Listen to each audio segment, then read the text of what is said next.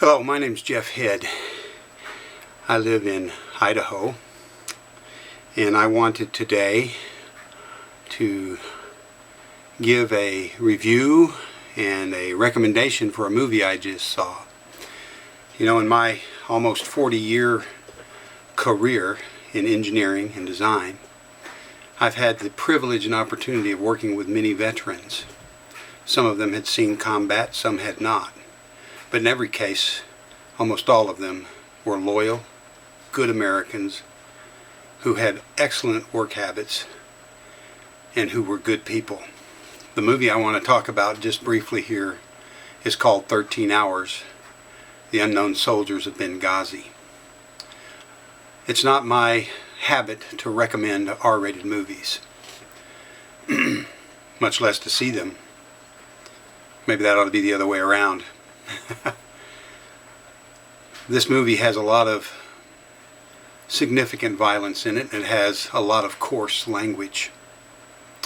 And albeit I cannot recommend those things necessarily, I can recommend this movie, and I'll tell you why. This movie is about loyal, patriotic, courageous Americans who are in an environment that includes all those things that I mentioned, that are what you might say gave it an R rating, but which nonetheless are true to life. And we Americans send our soldiers into those areas, and that environment is what they live in. We should know what it is. We should understand it. We pay for it. We depend on them. And as this movie shows, they come through.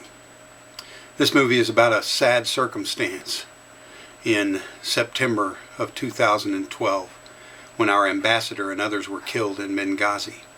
Everybody's heard the stories. Everybody's heard the excuses. This is the story about the men who made a difference, who were willing to violate orders that they received so that they could keep faith with other Americans who most surely would have all died had they not done so. And in so doing, they saved many lives. And in so doing, some of them were lost. I recommend every American see it to understand the depth of the experience, to understand what they go through, and also to understand the truth of what happened there, because this is a true story. It's a story about how political persuasions and political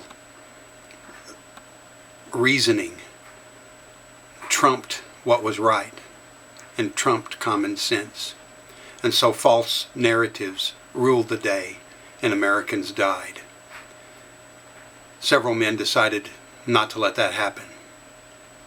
And so they went into a very serious situation and were able to save some, but not able to save Ambassador Stevens and the one State Department employee who died at the consulate. But they saved the others and got them out. Then they themselves were attacked. But because these men prepared, and because other men who came from Tripoli to help them, they were able to beat off unbelievable odds and save all of those Americans who also most surely would have died, save it be for these courageous Americans. Now, 2 of them were killed. They died protecting others. And I will say this, I'm willing to forgive those men of that language. I believe Jesus Christ and God are too. Jesus Christ himself said, "No greater love hath any man, except he be willing to lay down his life for his friends." And these men did that, and they were willing to do that. So, I'll leave the other up to God, but still recommend this movie. Do not take young children to it. I would take any teen within a couple of years of being able to serve to see this, mainly so that they can know what happens in the military. Not for everybody. It's a relatively small number that face conditions like this. But those others support them. In this case, outside of their own area, the support didn't come. And it didn't come because it was ordered not to come.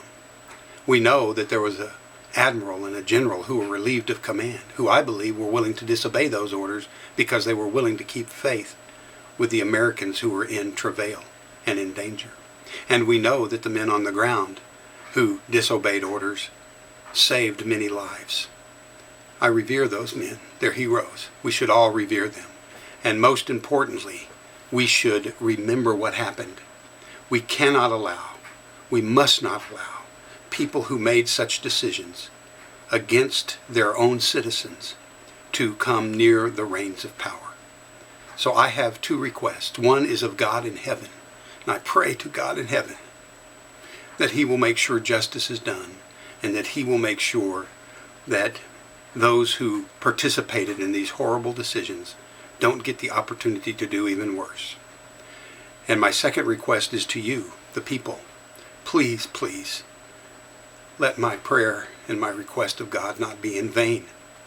Make sure that the people who lied to us, who said it was some movie or film that caused this, who wanted to cover up what actually happened, make sure they never get the opportunity to be close to the reins of power. Thanks for listening.